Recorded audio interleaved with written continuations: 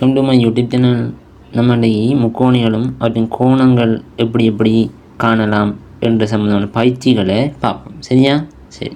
முக்கோணிகளில் எவ்வாறு அவற்றின் கோணங்களை காண்ற ரெண்டு கோணம் தந்து ஒரு கோணம் எவ்வளோ அவங்களுக்கு கேட்பான்னு சொன்னால் அது எப்படி காண்றன்னு சொல்லி இப்போ பார்ப்போம். இப்போ சின்ன கேள்விகளாக இனி பார்ப்போம். சரியா? முதலாவது கேள்வி. சரியா? ஒரு சின்ன ஒரு முக்கோணம் ஒன்று வரையுது. சரியா? இந்த முக்கோணத்தில் PQR ரெண்டு அதில் உச்சிகளை பேர்.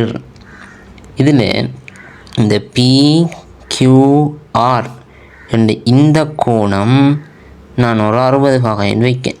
அதை விட எழுதுறேன்.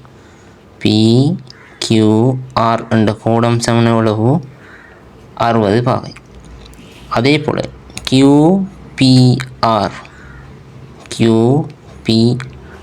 என்ற கோணம் ஒரு 40 பாகைன்னு வைப்போம்.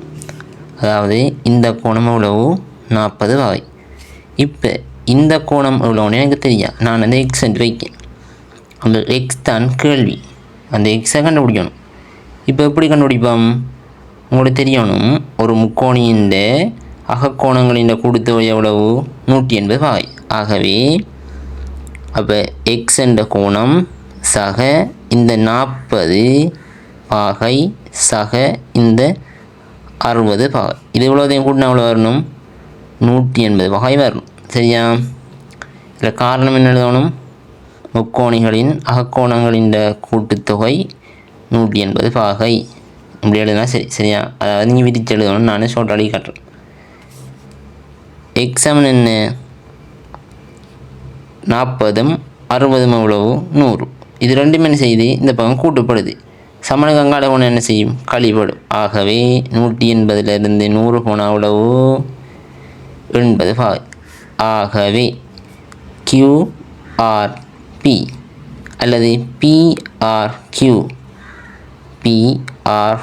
என்ற கோணம் எவ்வளவு? 80 பாகை. பண்ணிட்டா? இப்படி சில ஆக்களுக்கு இப்படி கண்டுபிடிக்கிறவங்க கஷ்டமாக தானே. அதால் இது சம்மந்தமான பயிற்சிகளை இப்போ வரப்போகிற வீடியோக்களை பார்த்து கொண்டு இருக்கலாம். சரிதானே? இப்படியான சில பயிற்சிகளை கொஞ்சம் செய்வோம். அடுத்து இதே போல் இன்னும் ஒரு பயிற்சிக்கு ஒரு 2வது வழி செய்வோம். சரியோ? இப்போ கொஞ்சம் வேறு மாதிரி ஒரு முக்கோணம் இப்படி அதே மாதிரி தான் கிடைத்தது. இது வேறு எழுத்து போடும். இது ஒரு A, இது ஒரு B, இது ஒரு C. இப்போ இந்த BAC என்ற ஒரு கோணம் ஒரு 70 பாகைன்னு வைப்போமே. BAC என்ற கோணம் 70. இப்போ ACB என்ற கோணம் அது ஒரு 60 பாகைன்னு வைப்போமே. வச்சா இந்த ABC என்ற கோணம் எவ்வளோ கண்டுபிடிச்சாங்க கேள்வி. இதை நம்ம என்ன செய்வோம்? y என்ற எழுத்தால் போடுவோம்.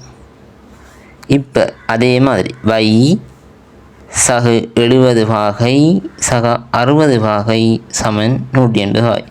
என்ன? ஒரு முக்கோணியின் அகக்கோணங்களின் கூட்டுத்தொகை எவ்வளவு? 180 பாகை. அது எழுதுவோம். முக்கோணியின் அகக்கோணங்களின் கூட்டுத்தொகை 180 பாகை. இப்போ y சக 70 60 எவ்வளவு? 130 பாகை சமன் 180. y சமன் எவ்வளவு? 180 மைனஸ் 130.